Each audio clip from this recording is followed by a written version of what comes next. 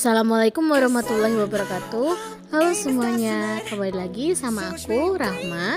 Aku di sini akan membawakan materi tentang auditing yang berjudul pemeriksaan aset tak berwujud. Sebelum masuk ke materi selanjutnya, jangan lupa like, komen, dan subscribe ya.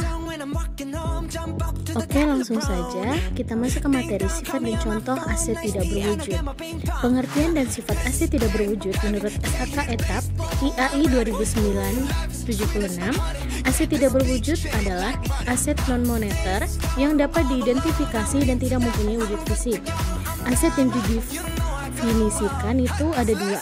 Yang pertama adalah dapat dipisahkan, yaitu kemampuannya untuk menjadi terpisah atau terbagi dari perusahaan dan dijual, dialihkan, disensikan, disewakan, atau ditukar melalui suatu kontrak terkait aset atau liabilitas secara individual atau secara bersama. Yang kedua, muncul dari hak kontraktual atau hak hukum lainnya.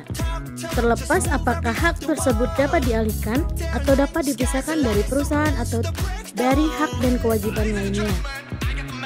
Pengertian dan sifat aset tidak berwujud menurut SAK Etap IAI 2009-76, aset tidak berwujud tidak termasuk ada dua.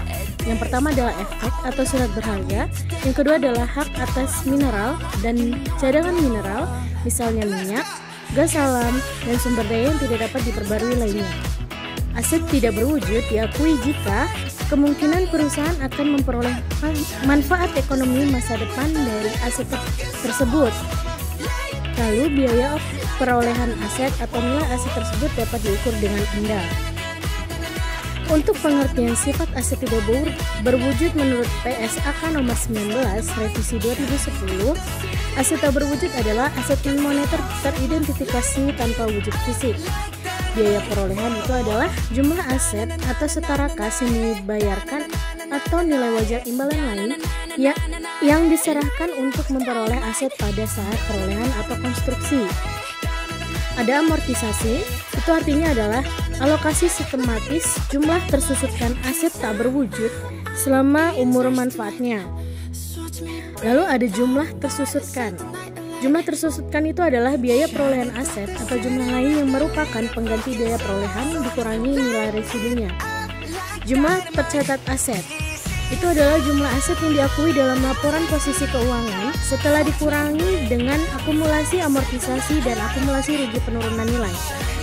Lalu ada nilai residu, itu adalah jumlah estimasian yang dapat diperoleh entitas saat ini dari pelepasan aset. Setelah dikurangi estimasi biaya pelepasan aset, jika aset telah mencapai umur dan kondisi yang diharapkan pada akhir umur manfaat. Lalu apa sih umur manfaat itu? Umur manfaat adalah periode suatu aset yang diharapkan dapat digunakan oleh perusahaan. Jumlah produksi atau unit serupa yang diharapkan oleh diperoleh dari suatu aset perusahaan. Aset tidak berwujud itu diakui jika kemungkinan besar entitas akan memperoleh manfaat ekonomi masa depan dari aset tersebut. Biaya perolehan aset tersebut dapat diukur secara andal. Lalu aset tidak berwujud menurut penulis itu yang pertama adalah mempunyai masa manfaat lebih dari 1 tahun. Yang kedua, tidak mempunyai bentuk sehingga tidak bisa dipegang atau diraba atau dilihat. Lalu yang ketiga adalah diperoleh dengan mengeluarkan sejumlah uang tertentu yang jumlahnya cukup material. Di sini contoh aset tidak berwujudnya itu ada 4. Yang pertama adalah goodwill, hak paten, hak cipta, dan franchise. Lalu tujuan pemeriksaan aset tak berwujud itu ada 6. Yang pertama adalah untuk memeriksa apakah terdapat internal kontrol yang cukup baik atas aset tak berwujud. Lalu yang kedua adalah untuk memeriksa apakah perolehan, penambahan, dan penghapusan aset tak berwujud didukung oleh bukti-bukti yang sah dan lengkap serta diotorisasi oleh pejabat perusahaan yang berwenang. Untuk pemeriksaan apakah aset tak berwujud yang dimiliki perusahaan masih mempunyai kegunaan di masa yang akan datang. Manfaatnya itu lebih dari 1 tahun ya. Lalu yang keempat itu adalah untuk memeriksa apakah amortisasi aset berwujud dilakukan sesuai dengan standar akuntansi keuangan etap, PSAK atau IFRS. Lalu yang kelima, untuk memeriksa apakah hasil atau pendapatan yang diperoleh dari aset tak berwujud ini sudah dicatat dan diterima oleh perusahaan. Lalu yang keenam adalah untuk memeriksa apakah penyajian aset tak berwujud dalam laporan keuangan sudah dilakukan sesuai dengan standar akuntansi keuangan ETAP, SAK atau IFOP. Selanjutnya adalah audit prosedur atas aset tak berwujud. Itu ada 7. Yang pertama adalah pelajari dan evaluasi internal kontrol atas aset tak berwujud. Yang kedua, minta perincian aset tak berwujud per tanggal laporan posisi keuangan atau neraca.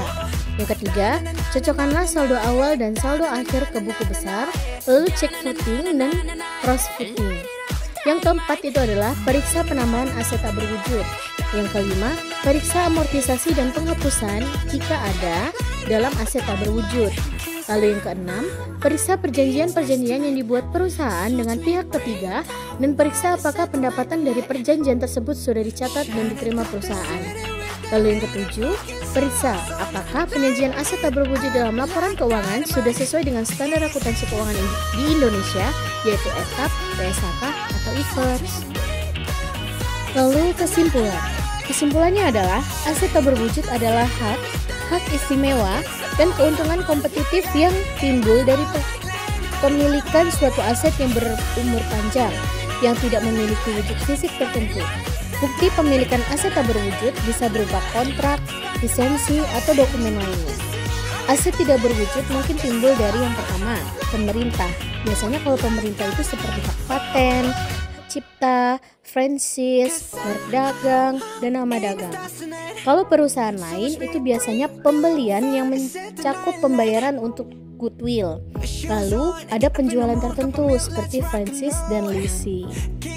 Nah, aset tak berwujud ini mempunyai karakteristik yang penting, yaitu kurang memiliki eksistensi fisik, bukan merupakan instrumen keuangan, bersifat jangka panjang, dan menjadi subjek amortisasi.